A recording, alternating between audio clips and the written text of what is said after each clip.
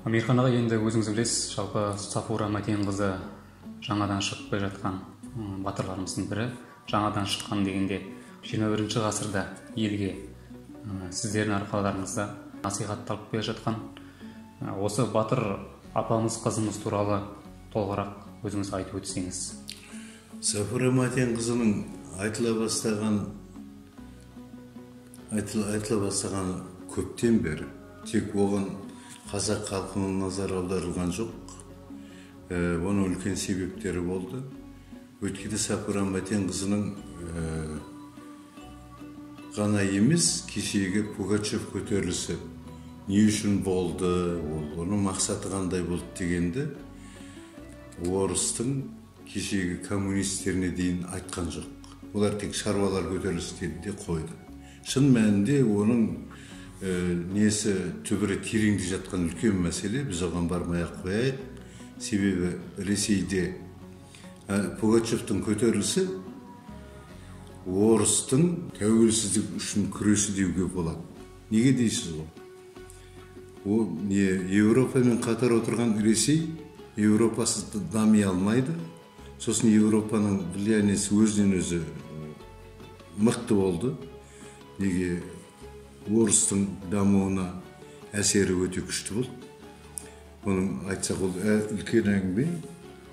Бірақ сол Пугачев көтерілісінің арқасында қазақтың даласында бұрын соңды болмаған адам таңғаларлықтай бір үлкен оқиға болды. Ол оқиға Көктемірдің көтерілісі, көрінбестің көтерілісі деп әртүрлі айтылады. Оның және мен айтам, осы кезінде француздарда Жанна d'Арк болды ғой. Сол сияқты соған ұқсас нәрсе болды.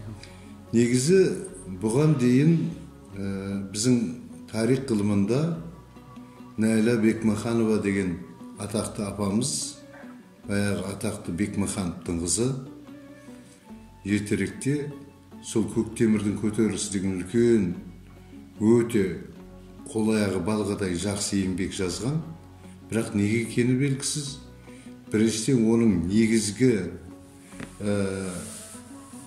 негізгі қаһарманы қазақ бола тұра, қазақ халқы бола тұра, сол нәрсе айтылған жоқ. Кешегі біздердің барған Қобда ауданының қасындағы Жиренқопа ауылына жақын жердегі Көкүйге бардық қой. Жалпы сол жердің тарих туралы және ойылдың Қайыңды ауылының маңындағы Мәтен төбе туралы айтып өтсеңіз. Біреуі жаңағы Көкүй деп айтып жатырмыз ғой. Ол кешегі Досалы сұлтанның билеген жері. Бірақ көтеріліс бол кезінде орыстардың әскері, ресми әскері екі барлаушыны саудагер қылып киіндіріп, ана кімге жібереді, Сафураның қолына, сол Сафураға жиналып атқан қалың қолдың арасына. Олар енді сол Қобда менен Електің екеуінің қиылысатын жеріне жақын тұрды дейді. Біздің кеше барып кеткен жеріміздің біреуі сол. Ол былай сол кездегі ресми бөлініске қарағанда Досалы сұлтан дегеннің меншігі. Керісінше былай басқаша айтсақ, Досалы сол жердің билеушісі, халқын билеуші. Бірақ Досалының өзі сол ана екі барлаушы келеді, қасында адамдары бар, өтіріктен жаңағы саудагер болып. Досалы соларды қарсы алып айтады: мен сіздерге жол бастайтын адам бере алмаймын. Өйткені қазір өте қиын жағдай болып тұр. Ол анау Сафура ешкімге бағынбайды. Оның әскері жан-жақтан жиылған, адал және әруаққа адал сондай адамдар. Сондықтан бұған кепіл бола алмаймын. Адамда жібермеймін дейді. Содан аналар өздері келеді ауылға. Ауылға келерде бұларды тоқтатады, жаңағы беретін өзінің рәсімдері бар, ол енді басқа әңгіме. Соның бәрін жасатып қабылдаған болады. Бірақ сол сәтте Сафураның өзі айтады шамалдан соң: сендер басқа адамсыңдар дейді. Басқа ат жөнмен басқа келіп отырсыңдар, сендер барлаушысыңдар, сендер бізге дұшпансыңдар дейді. Сөйдейді де бұларды өлтіріп тастаңдар дейді. Өзінің адамдарына. Содан аналар Құдайдың зарын салып, әзер аман құтылып, қолындағыларын беріп, жаңағы бізді өлтірдік деп айтыңдар деп, екеуі аман есен қашып, қайтадан барады губернаторға. Яғни сонда сол кездің өзінде Петербургтағы құпия кеңес, патша бәрі біліп отыр. Ол деген сөз сол кезде Көктемірдің көтерілісі деп аталған оқиға керемет белең алып кеткен. Оның әскері 10 мыңға дейін жетті деп айтады біреулер. Оның әскері 15 мыңға дейін жетті деп айтады. Және тұрағы белгісіз, жаңағы бүгін міне мына жерде, ертең ана жерде. Әскери үлкен нәрсе. Негізгі тұрағы жаңағы Қобда мен Електің арасында болған. Мұның өзі оның қандай деңгейдегі нәрсе екенін көрсетеді. Мен қазір алдын ала айтудың керегі жоқ, шамалы аздаған мақалалар жазып, енді ғана көтеріп жатырмыз. Бұрын тек қана Ізтай Мәмбетовтің Сафура туралы шағын поэмасы, сосын Кәрім деген біреу туралы әскери поэма бар. Ол Кәрімнің кім екенін біз әлі тіпті білмейміз.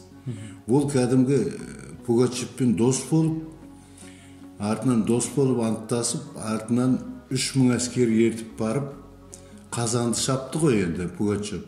Алды ғой. Қазанды шауып алған ғой негізінде. Ол соған көмектескен адам. Ол Кәрім деген кім болды, қай жердің адамы, оны тіпті тарихшылардың мен Кәрім дегенді бірінші рет сол Ізтай Мәмбетовтің жырынан ғана оқыдым. Ол Іздайда бір жерден алған болу керек. Біздің алдымызда үлкен мақсат тұр. Егер шынымен сол Пугачев көтерілісінен бермен қарай індетсе, біздің айтып отқан тарихымыздың бәрі шығады. Жалпы біздің қазақ өзінің тарихын өзі білмейді негізі.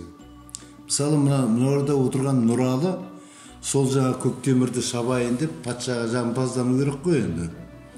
Барып едім дейді. Барсам, ешқандай ешкім жоқ, 3000 үй тұрған дейді.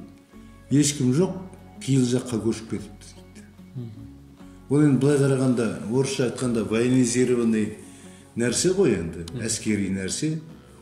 Бір жерде, қай жерде қосынын орнатады, оны өздері біледі. Кімнің? Ол әкесі Мәтен. Мәтен деген шамасы тегін адам болмаған болу керек. Сафура соның қызы, халық арасындағы сөз айтады, өзі жас кезінен арқасы бар, аруақты сондай адам болды дейді.